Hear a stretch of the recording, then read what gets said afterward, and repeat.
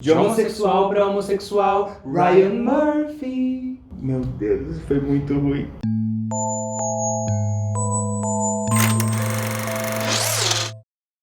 E aí, Rocamboliers, eu sou o Thiago. E eu sou o Jean, esse é o canal Rocambole, um canal que fala sobre séries e filmes. Se você já conhece a gente, e aí galera, se não conhece ainda, aproveita esse momento, se inscreve, já deixa o seu like pra ficar aqui pertinho. The Boys in the Band estreou dia 30 de setembro na Netflix, é uma produção original e é uma adaptação da peça da Broadway de 1968, que foi escrita por Matt Crowley. E o filme foi dirigido por Joey Mantello, que além de diretor é um puta ator, a gente viu ele recentemente no papel de Dick Samuels em Hollywood, e assim como a minissérie, o filme também é produzido pelo Ryan Murphy. E existe um filme de 1970 que também é uma adaptação da peça, que tem o mesmo nome, ou Os Rapazes da Banda aqui no Brasil, mas a gente não viu esse filme, não viu a peça da Broadway, então a gente vai falar sobre o filme da Netflix de 2020, beleza? Em 1968, um grupo de 7 amigos gays preparam uma festa de aniversário no apartamento em Nova York. Antes mesmo do aniversariante, uma pessoa inesperada chega e muda completamente o clima da festa. Chegou o hétero pra causar na festa das gays, né, gente? Nossa, acabou com a festa delas. O Alan é um antigo amigo de faculdade do Michael, o dono do apartamento, que é interpretado pelo Jim Parsons. Aí, com o jogo regado a álcool, os assuntos se tornam cada vez mais profundos e as frustrações de todos eles vêm à tona. Na primeira parte do vídeo, a gente vai comentar um pouquinho do filme sem spoilers e depois a gente vai falar um pouco sobre o final, que é bem subjetivo, aí sim com spoiler, mas pode ficar susse que quando chegar esse momento a gente avisa. E não tem como começar a falar desse filme sem falar desse elenco, né? Vários nomes conhecidos e assumidamente gays, fazendo personagens gays, falando sobre gays, cheio de referências do universo gay e original Netflix, lançado mundialmente pra todo mundo ver, quer dizer. E isso é representatividade, sobre pertencimento mesmo, assumir o nosso lugar. E numa indústria que é conhecida por fazer os atores passarem uma vida dentro do armário, esse filme é quase que um grito de liberdade, né? Não é quase não, é. E ele já começa colocando a gente nessa Nova York de 1968, meio frenética, começa apresentando esses personagens quando eles estão no caminho dessa festa, e essa abertura é muito legal, né? Ela começa a apresentar os personagens de uma maneira muito rápida e dinâmica, só que a gente já consegue catar logo as características principais de cada um. A essência, né? E logo depois a gente já começa a conhecer melhor o Michael e o Donald, que é interpretado pelo Matt Bomer, num diálogo muito rápido e acelerado que já dá o tom do filme. É isso, o filme veio de uma peça, então tem uma relação muito forte com o diálogo, é diálogo o tempo todo quase. E muitas vezes diálogos bem rápidos, inclusive. E tem um rolê de que eles usam muitas ações junto com os diálogos. O Michael é o anfitrião da festa, e aí ele tá lá arrumando todos os paranauê, acende um troço, pega outro ali, enquanto tá falando da vida, enquanto tá falando mal dos outros, é meio que isso. É tudo ao mesmo tempo. E tudo com uma montagem muito dinâmica, é um corte de um pro outro, fala, o que deixa o filme bem legal nesse começo. É frenético. E além da montagem e dos diálogos, a gente sente muito forte o jogo entre os atores, com tudo que eles têm. Com o olhar, com a ação, com tudo, é um pá. E uma coisa interessante também é que o filme tem pouquíssima trilha sonora. Aí quando rolam os momentos de silêncio, ele logo já é preenchido com os diálogos, como a gente falou, e parece que rola uma necessidade de falar por parte dos personagens. Parece que não pode ficar silêncio, né? Parece que eles têm que preencher esse espaço o tempo todo. Eu, inclusive, precisei pausar o filme às vezes, porque era tanta fala que eu falei, calma aí, não tô conseguindo absorver tudo isso. Aí quando o Harold chega na festa, ele traz um ritmo um pouco diferente. O Zachary Quinto, ele tá numa vibe meio bicha chapada, intelectual, que fala as coisas bem pausadamente, sentindo cada palavra. E isso, na verdade, me cansa às vezes, sabia? Porque me soa meio fake em alguns momentos. E eu fico, tá, entendi já. E mais uma vez, por ser adaptação de uma peça, o filme passa quase inteiro dentro de um único ambiente, que é o apartamento do Michael. E durante a festa são usados principalmente 2 cômodos, que são a sala de estar e a varanda, um deck, sei lá, uma área externa. Eu chamo de uma grande sacada. Sacada, boa, isso. Quando os personagens estão do lado de fora, eles são mais expansivos, são mais alegres, os diálogos são mais rápidos, eles estão num mood de mais energia. E quando eles vão pra sala, a atmosfera já é outra, já muda bastante. É quando as frustrações começam a aparecer, os assuntos vão tocando na ferida deles. Tem uma coisa muito interessante que o filme acompanha todos os estágios de uma festa. É, bem isso mesmo. A preparação, a recepção dos convidados, a comida, a sobremesa, a bebida, a bebedeira. E aí depois, tipo,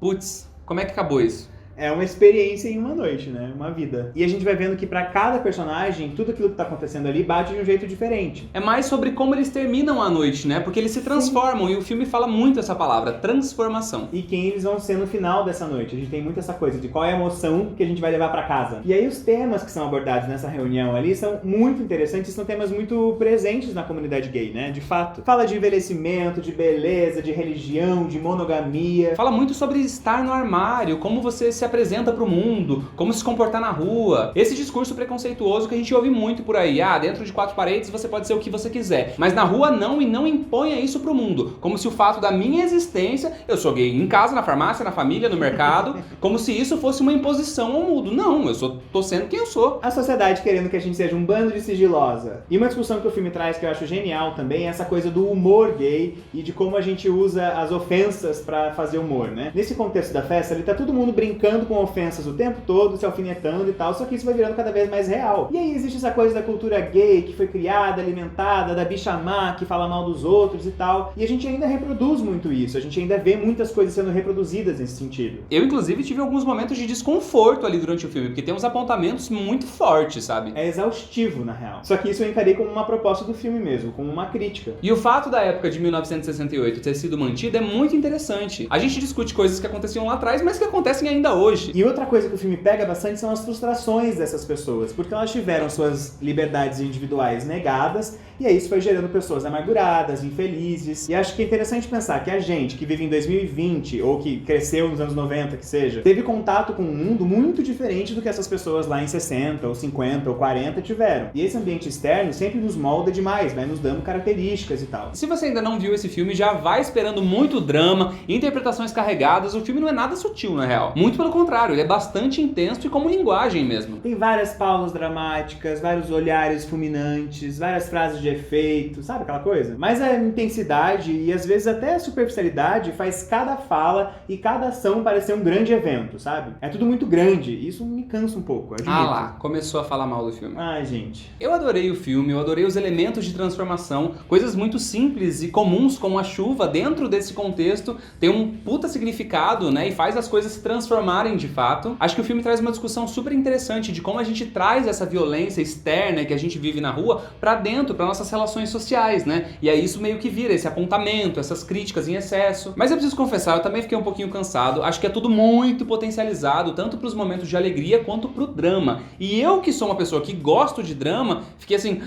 Nossa, mas... E o filme nem tem muita tragédia, não é sobre o acontecimento em si, mas é mais sobre a forma que eles lidam com as coisas, né? É uma questão de linguagem, aí o fato de gostar é muito pessoal, né? Eu adorei o filme enquanto crítica, e não só em relação à homofobia, ao preconceito e tal, mas em relação à própria comunidade. Há muita coisa meio ruim dali que a gente segue reproduzindo como herança mesmo, assim como há muitas coisas dali que a gente segue enfrentando na sociedade. Eu tirei uma pira pensando nessa coisa da cultura gay, sabia? Porque há muito deles, dessas pessoas de 68, na gente em 2020. Eu fiquei pensando nisso tudo, que vem de uma geração pra outra e o que vai se tornando parte da nossa identidade coletiva. Pirei aqui, gente, foi mal. Agora a gente vai falar do final do filme com um spoiler, então se você ainda não viu, vai ver e depois volta aqui. Beijo. Qual é que é o rolê do Alan, afinal? A gente sabe que a peça não diz o que acontece com o Alan e qual é esse rolê dele, mas eu acho que assim como o Hank, ele terminou com a esposa pra ir atrás do Michael. Você acha que ele é um gay enrustidão, então? Óbvio! Pra mim não é tão óbvio não, sabia? A dificuldade que ele teve em dizer que amava a esposa e pedir perdão no telefone, pra mim deixou isso tudo muito esclarecido. Então, é que eu penso diferente justamente por conta do Michael. O Michael é um personagem que projeta todas as suas frustrações nos outros. Sim. E ele tem uma dificuldade em se assumir publicamente, tem todo o rolê da igreja e tal, de ele ter vivido muito tempo meio sigiloso. E eu acho que super pode ser uma projeção dele, sabe? Eu acho que inclusive pode ser um sentimento do Michael em relação ao Alan. Acho possível que tenha sido uma piração do Michael, sim. Mas eu consegui enxergar uma sementinha de viadagem ali dentro do Alan.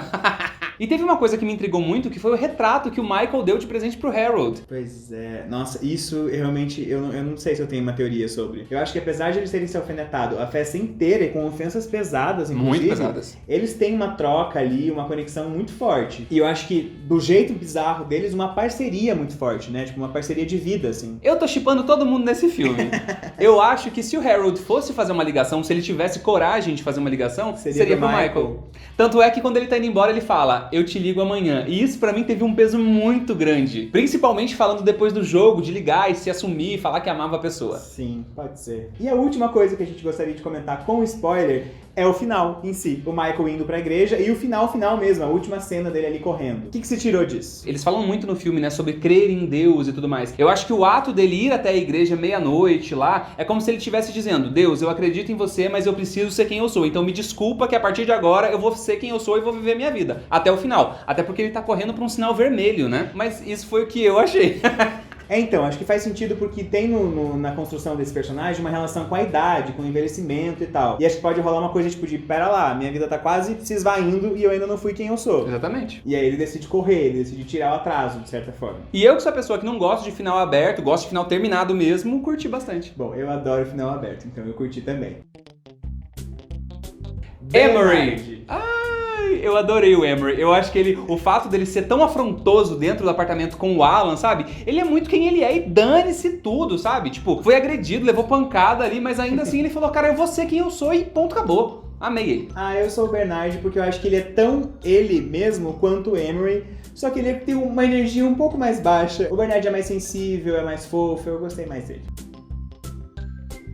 Larry. Não, gente, eu preciso matar o Larry. Isso eu vou ter que assumir aqui pra vocês que já vem desde Girls. Eu odiava o Elijah lá na série. Não sei se vocês assistiram, mas eu não gosto dele, eu não gosto do ator, eu acho ele um saco. Não gosto, desculpa. Tá, mas aqui é sobre personagem. Eu achei o personagem dele extremamente chato. A metade do filme ele ficou rindo. E assim, todo mundo era meio exagerado, mas ele passava do limite do exagero. A risada dele era sempre mais alta que a dos outros, sabe? Querendo chamar atenção. Ui, não gostei. E é isso, gente. Fim de vídeo. Muito obrigado por ter assistido até aqui. Não esquece, aproveita esse momento. Já assistiu o vídeo inteiro? Se inscreve no canal, dá um like no vídeo, ativa o sininho pra receber notificação quando a gente lançar coisa nova e fica com a gente. E deixa aqui nos comentários pra gente se você gostou de The Boys in the Band, quais foram as suas interpretações sobre esse final e sobre o que o filme fala. E até o próximo. Tchau!